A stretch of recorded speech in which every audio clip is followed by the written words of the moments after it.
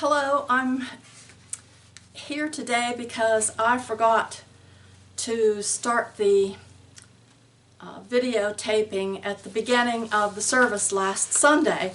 And it's taken me this long to get everything together. I know I'm supposed to be on vacation, but I had the 3 bulletins to get ready, and anyway, I wanted to do what I needed to do for the churches before I went on my way. Benny was over here today and we attended the annual conference, so that's a box we can all check off for now.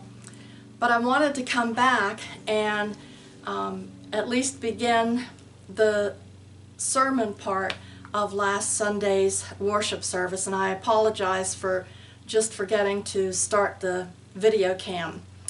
So the setup for the scripture, and let me get my Bible because I'm going to read the scripture to you.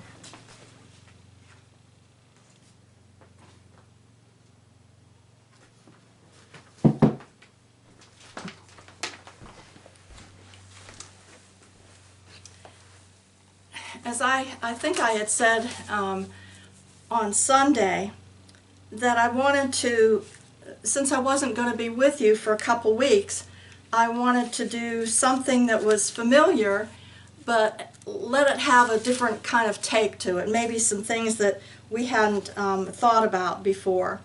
So the setup for this is there were people gathered around Jesus to hear what he had to say, which is what we're used to seeing in Scripture. And this is what we see from the moment he comes out of the wilderness and begins to preach and teach. Of course, people are drawn to what he has to say, some in a good way, and some are gathered there and they're not the taxpayers and sinners. Those are the ones who are there to hear what he has to say. There are the others, the Pharisees, the scribes, the legal experts, that are grumbling and saying, this man welcomes sinners and eats with them. So Jesus tells 3 parables in a row during this, just one, ba-bang, ba-bang, ba-bang. The first one is the lost sheep. You know this one. If you have 100 sheep and you have 99, one is lost, you leave the 99 and you go search for the lost sheep. Just a beautiful parable of finding the lost sheep and our shepherd. The second one is of a woman who had 10 coins, and she lost one of them. So she's searching all over her house, even into the night. She lights a lamp and sweeps the floor until she finds that lost coin. And when she finds it, she calls her friends to celebrate. I found my lost coin, so celebrate with me. And then he goes on to the third parable, and that's about a father and 2 sons. So we're going to skip over to Luke 15, verses 11 through 32. Then Jesus said, there was a man who had 2 sons. The younger of them said to his father, Father, give me the share of the property that will belong to me. So he divided his property between them. A few days later, the younger son gathered all he had and traveled to a distant country, and there he squandered his property in dissolute living. When he had spent everything, a severe famine took place throughout the country, and he began to be in need. So he went and hired himself out to one of the citizens of that country, who sent him to his fields to feed the pigs. He would gladly have filled himself with the pods that the pigs were eating, and no one gave him anything. But when he came to himself, he said, how many of my father's hired hands have bread enough and to spare? But here I am, dying of hunger. I will get up, go to my father, and I will say to him, Father, I have sinned against heaven and before you. I am no longer worthy to be called your son. Treat me like one of your hired hands. So he set off and went to his father, but while he was still far off, his father saw him and was filled with compassion. He ran and put his arms around him and kissed him. Then the son said to him, "Father, I have sinned against heaven and before you. I am no longer worthy to be called your son." But the father said to his slaves, "Quickly bring out a robe, the best one, and put it on him. Put a ring on his finger and sandals on his feet. And get the fatted calf and kill it, and let us eat and celebrate. For this son of mine was dead and is alive again. He was lost and is found." And they began to celebrate. Now, his elder son was in the field, and when he came and approached the house, he heard music and dancing. He called one of the slaves and asked what was going on, and he replied, "Your brother has come, and your father has killed the fatted calf because he has got him home safe and sound." Then he became angry and refused to go in. His father came out and began to plead with him. But he answered his father, "Listen, for all these years I have been working like a slave for you, and I have never disobeyed your command, yet you never have even given me a young goat so that I could celebrate with my friends. But when this son of yours came back, who has devoured your property with prostitutes, you killed the fatted calf for him." Then the father said to him, "Son, you are always with me, and all that is mine is yours. But we had to celebrate and rejoice because this brother of yours was dead and has come to life. He was lost and has been found."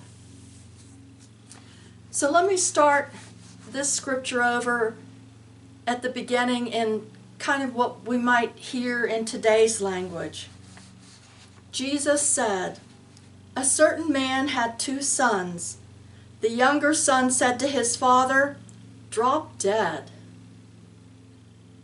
When the younger son asks for his inheritance, what he is saying to his father is, 'You don't mean a thing to me.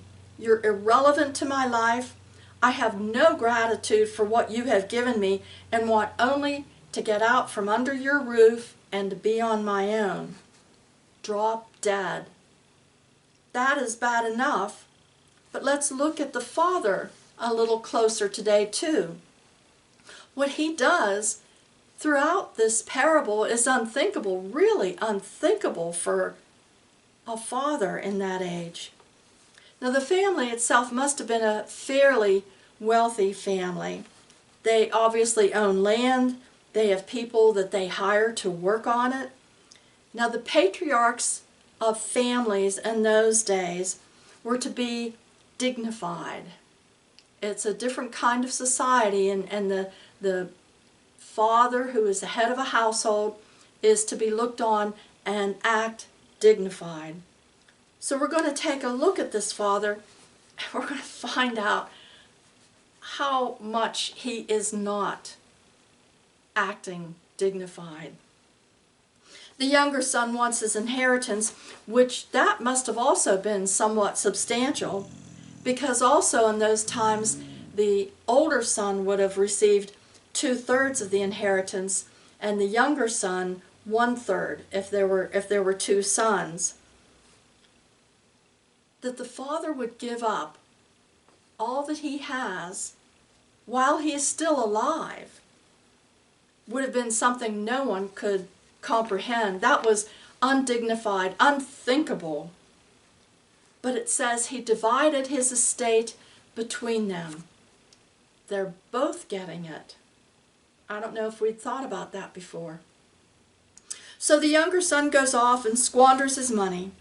It doesn't say in the beginning in what ways he squandered it, but the older son puts us straight a little bit further on in the parable. But the son dishonors his father also by spending the money while his father is still alive. No child was to spend the parent's money or inheritance while the parent was still alive, but he does. In essence, he liquidates all his assets, everything that he had. And after he had spent it all, there was a famine. Now, famine takes a while to happen, so there had to have been warning signs that this young man should have been aware of. Crops dying up, scarcity of food in the area. So this Jewish boy, this Jewish young man, is in a Gentile land. And how do we know that he's in a Gentile land? Because he hires himself out to a pig farmer. Now, there are no Jewish pig farmers. Even to this day, Jews do not eat pork or bacon. So at this point in the story, the father is shamed. He's shamed, and this is an honor-shame kind of society. He's shamed by being asked by the son for his inheritance, by giving it to him, and the story says to both of them, and then his agreeing to that was shameful. And the son is acting shameful by having spent it all while his father was alive, and by working for a Gentile citizen on a pig farm. Again, the scripture says, he longed to eat his fill from what the pigs ate, but no one gave him anything. When he came to his senses, he said, how many of my father's hired hands have more than enough food, but I'm starving to death?